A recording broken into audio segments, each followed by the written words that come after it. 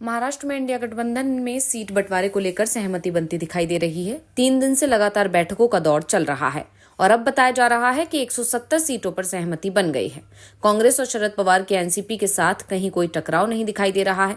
दरअसल एनसीपी और कांग्रेस के बीच पहले से ही गठबंधन चला आ रहा है, इसलिए दोनों को ही पता है कि कौन सी पार्टी कहाँ मजबूत है। इसलिए इन दोनों ही दलों के बीच किसी भी सीट पर टकराव की स्थिति नहीं बनी है। लेकिन शिवसेना यूबीटी को लेकर जरूर कांग्रेस का अधिकांश सीटों पर विवाद दिखाई दे रहा है।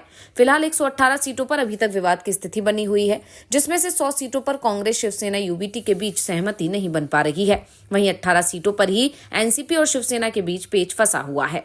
अब कांग्रेस, शिवसेना और एनसीपी की अलग बैठक होगी, जिसमें बाकी सीटों पर फैसला होगा। अभी शिवसेना यूबीटी और एनसीपी शरद पवार पार्टियों के बीच बैठक हुई है। बताया जा रहा है कि साल 2019 के विधानसभा चुनाव में जिन सीटों पर एनसीपी और शिवसेना ने एक दूसरे के खिलाफ चुनाव लड़ा था, उनमें से कुछ सीटों पर रार दिख रही है। इनमें से 18 सीटों पर दोनों पार्टियों ने दावा किया है। इस पर विस्तृत चर्चा के बाद दोनों दलों की दावेदारी वाली सीटों पर मतभेद दूर हो जाएगा। इस बीच शिवसेना यूबीटी के सांसद संजय राउत ने कहा कि हम चाहते हैं कि सीटों का बंटवारा जल्दी करा लिया जाए, क्योंकि 20 दिन में अब चुनावों का ऐलान हो जाएगा। समय ज्यादा नहीं बचा है। उम्मीदवारों के नाम का ऐलान किया जाना है, जिससे प्रचार शुरू हो सके। सीट बंटवारे में ही हम लोगों को ज्यादा समय नहीं उलझना है। हमारी तरफ से सीट बंटवारे की जल्दी कोशिश हो रही है, लेकिन कांग्रेस के साथ अभी तक सही तरीके से तालमेल नहीं बन पाया है। कांग्रेस के नेता इन दिनों ज्यादा व्यस्त हैं, लेकिन इसके बावजूद हमने उन्हें बुलाया है, जिससे सीट बंटवारे पर बातचीत समाप्त की जा सके। और जिस तरह के संकेत मिल रहे हैं, उसमें कहा जा रहा है कि सीट बंटवारे का काम जल्दी ही पूरा हो जाएगा।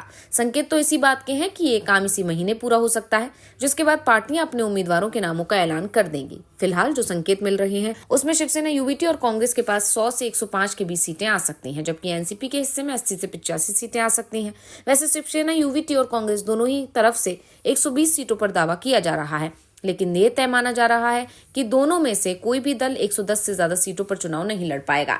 एक तरफ इंडिया गठबंधन यानी महाविकास अघाड़ी में सीटों के बंटवारे पर सहमति बनती दिखाई दे रही है, तो दूसरी तरफ एनडीए में सीट बंटवारे को लेकर टकराव दिखाई दे रहा है।